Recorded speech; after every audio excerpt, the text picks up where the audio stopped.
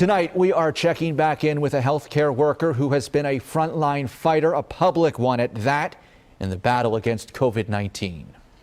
We are once again glad to be joined by Dr. Jose Terradas, a physician from Bucks County. Doctor, you were with us just 2 weeks ago when you had this message for us. Need to think about our providers, and we're nervous, we're scared because we don't have enough equipment, and this is not any one hospital. This is the country-wide. Doctor, we are talking about every medical facility across the United States, and since we saw you last, you have some news of your own. Yeah, I developed some mild symptoms recently after some known exposures to patients with coronavirus. So currently I am in a quarantine process myself. I tested on Tuesday. That test took about 3 or 4 days to come back. Did come negative, but that's what it was. Right, and we know there are some instances of success and failure rates with those tests. Doctor, we talked most significantly the last time about personal protective equipment. Where do we stand on that?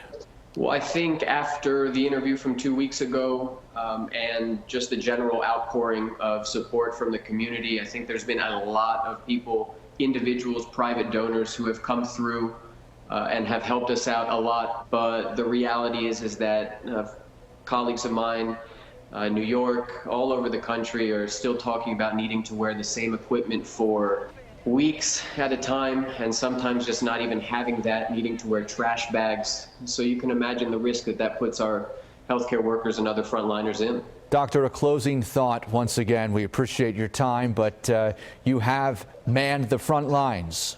I think one of the important things and one of the messages that came out recently is about wearing some sort of cloth or masks on your face as you go out. And the reason to do this and the reason for everybody to appreciate it is that we're learning more about this virus and knowing that up to 1 in 4 people who transmit the virus show no symptoms whatsoever. And therefore, when you breathe in front of a glass and you see fog, that fog is made up of millions and millions of droplets, and that is where the virus is, and that's how the virus is transmitted. There's no downside in wearing something on your face.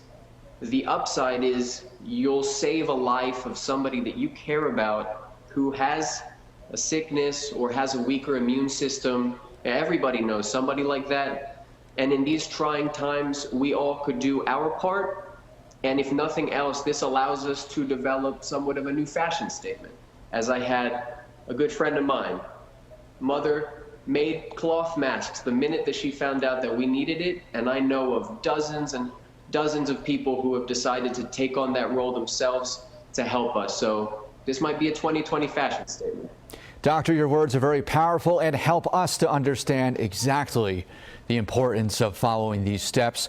We hope the rest of your quarantine goes well. And as always, thanks for being a friend to CBS 3. Thank you, Joe. Thank you for having me again.